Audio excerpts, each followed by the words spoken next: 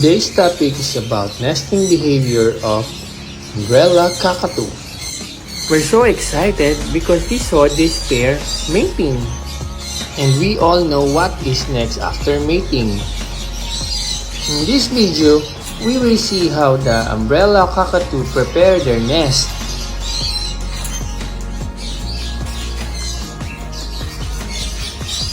We provide branches in the nest. The branches will be used as the nesting material inside the nest box.